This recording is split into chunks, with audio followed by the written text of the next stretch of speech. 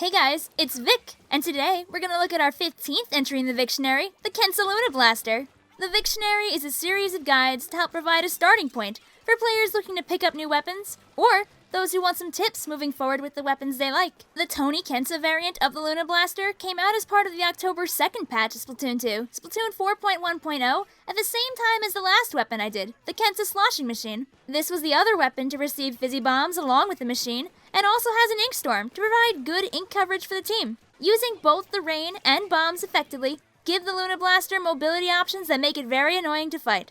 The Kensa Luna Blaster, like the regular Luna Blaster, is a shorter range blaster with the ability to drop your foes in one blast with a nasty one-hit KO.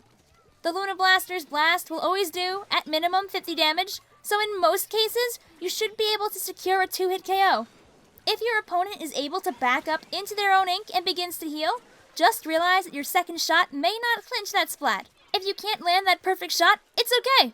The radius of the Luna Blaster's explosive blasts is very large. Shooting slightly upward is a great way to guarantee you'll at least do some damage to your opponent if they try to close in on you. On maps with gratings, whether you're on the grating yourself or below the grates, your blast can go directly through them to cause damage to opponents. This is especially useful on Kelp Dome, where the gratings aren't too high above you. Just keep in mind that while you're positioning yourself for that perfect shot, the Luna Blaster consumes about 9% of your ink tank per blast. That means you'll only have 11 shots before you have to stop and refill, so make sure not to get into an intense firefight if you don't have that much of an ink tank. In those intense situations, it's usually going to be better to go for the kill instead of trying to back up. Understand that in a 1v1 situation, you often don't have the painting advantage. A slippery opponent will try to paint around you, so they can quickly move out of the way of your direct blast. The Luna Blaster fires a bit slow, so the best thing that you can do is to fire preemptively at where you believe they're going to move. By the time that your blast pops out, it's very likely they won't be directly in front of you. The Luna Blaster can't paint for itself too well, so you have to be aggressive to make up for it. If you're attacked by a long-range weapon and you're pushed up too far, it's going to be better to escape using a Fizzy Bomb. That trail of ink is going to save your Luna Blaster behind. Just realize that that quick tap of your bomb button will leave a very thin trail of ink, so if a long-range player is watching you, they might be able to still splat you as you escape. In Splat Zones, your opponents are going to come to you, which is what you want, honestly. You should always be near the zone to pick off stragglers, or pushing ahead to catch opponents as they try to come back in. Spawn camping isn't the easiest for the Kensa Luna because the Fizzy Bomb is a bit more difficult to get a KO with, but you can surely keep your opponents afraid of you easily. The Fizzy Bombs also cover the zone better than you'd expect, thanks to the way that they travel. Shake a Fizzy Bomb up to full size, and let it explode 3 times on the zone, doing damage to straggling opponents and covering the ground with all 3 of those lovely explosions. It's annoying to fight because your opponent will have to recover the ground every time the explosion goes off. The Luna Blaster itself isn't the best at painting the zone because its shots are a bit slow. You won't be able to outpaint other non-blaster opponents, so it's better to try and keep the zone yours by applying pressure and bombs. As a bonus, the Kensa Luna Blaster's Inkstorm lets you always give your team the upper hand in contesting the zone. Before rushing ahead, you can throw your Inkstorm onto the zone to do chip damage to opponents who aren't paying attention. Run in along with your storm to pick off opponents that might have gotten caught. Instead of being able to swim away safely, opponents will have to paint their feet before they can run away. This is your chance to strike, especially because you'll have a decent amount of ink to run into yourself. If you don't feel safe, a Fizzy Bomb can give you that extra running room. You can also use the Inkstorm to force opponents to move out of an area and claim it as your own, or to make opponents run into your direction so you can easily introduce them to one of your deadly direct shots. No matter what you do, constant Inkstorm pressure will mean that opponents won't have the ability to stray away from the zone for too long without having to hurt their chances of winning the match. Firing off Inkstorms before you get too aggressive will give you and your teammates a better chance of holding the zone while you walk away for that splat. Because of this, having a gear set that keeps your Inkstorm in mind is pretty useful. You don't need too much. A main of special charge or some special saver can go a long way to make sure you get a lot of rains. In tower control, blasters feel right at home, and the Luna Blaster is no exception. The Luna Blaster's large shot radius means that as long as you're close, you can easily beam people without having to actually climb onto the tower yourself. If you wait for the right moment, you can also jump onto the tower and land direct shots on opponents. Just watch out for that pillar in the middle of the tower, which can eat your blasts if you aim poorly. Because the space on the tower is so limited, and the blast from the Luna Blaster is so large, you're able to easily catch opponents who don't shoot back at you. That big ol' blast can easily reach off the edge of the tower and do damage to any innocent climbing squid or octopus. Consider making a flank around the back to prevent opponents from being able to climb on the way they expect. Let opponents get close to the tower and strike, ruining a push before it even starts.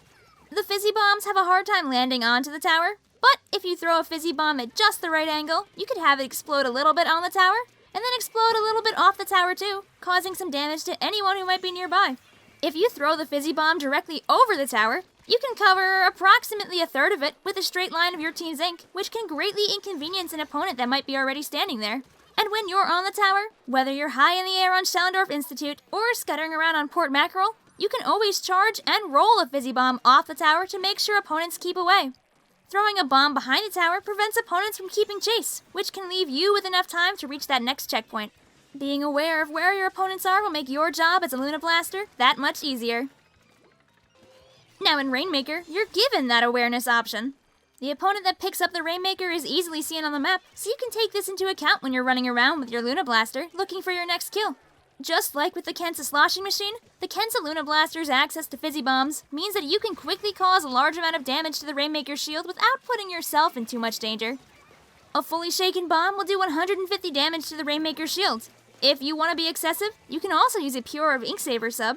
A Pure of Inksaver sub will allow you to throw 2 Fizzy Bombs, but know that you won't be able to follow up your attack with a blast. You'll have to heal back a little bit of ink before you can shoot if you throw 2 of those Fizzy Bombs in succession.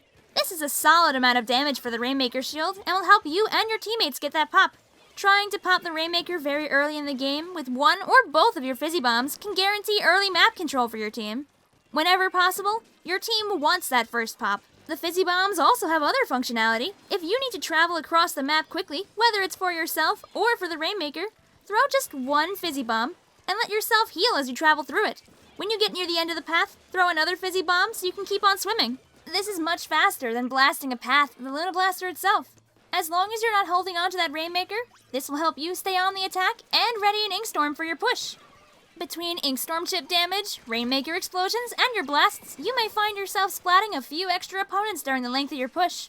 The blast of the Luna Blaster is wide enough that a teammate can swim around it without being stuck in a thin trail. The Luna Blaster can also paint the wall of the Rainmaker podium with just 1 blast. When you're not denying your opponents the ability to leave their base, you can be a great help to that teammate and let them climb the podium. Positioning for the Kensa Luna on Rainmaker maps can be a little bit annoying. What you want to do is you want to stay in the front, but you don't want to stay in their base constantly. Being too close to their base will probably get you killed eventually, especially if your teammates aren't ready to push. When the enemy team is distracted, that's when you go in and you get lots of lovely blasts. If you've ever been curious about what places are called in Splatoon 2 maps, I'm going to link the Splatoon 2 call-out map list actually in this video. Check out the link in the description to find out exactly what things are called by the competitive scene. If you've ever wanted to watch an online match, knowing the names of these things might also make them more enjoyable for you. And of course, there's good old Clam Blitz, where you have the power to make or break a push. It'll be a good idea to carry as many clams as possible without actually having a super clam for as long as you can. Because the Luna Blaster is a low-range weapon, having a super clam can give away your position and ruin your chance at a good kill. However, carrying the clam can also make opponents overextend when they try to fight you. When this happens, throw a Fizzy Bomb at the opponent to make sure they get tripped up, or even splatted thanks to your ink. The Fizzy Bomb is also great to throw at clam pushers that you can't reach with your blasts, whether you're stopping an enemy push or trying to inconvenience foes before they even have the chance to pick up a super clam. Because the Fizzy Bombs fly so far away, they're easily throwable over a wall, such as the one in Kelp Dome, and also to faraway places where opponents might be hiding.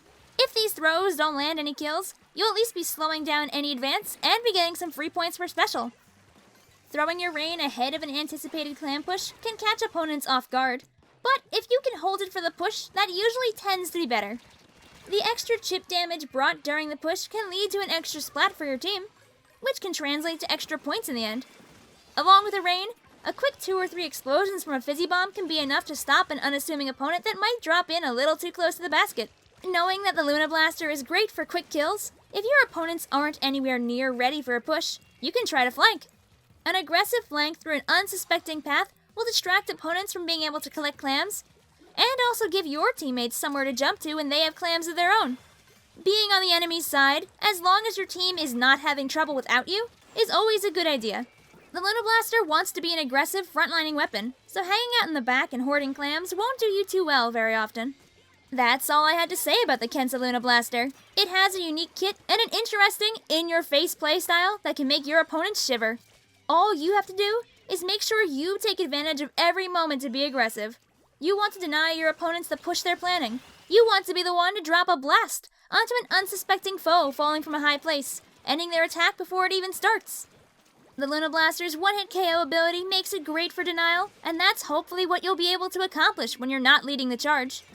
Your Luna Blaster explosions are like a warning shot. If you miss when your opponent is trying to return to the battlefield, you'll at least make your opponents afraid of your presence.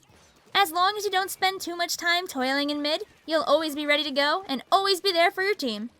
Thanks, Sunny, for the suggestion. I always pick a comment randomly, so you could be next.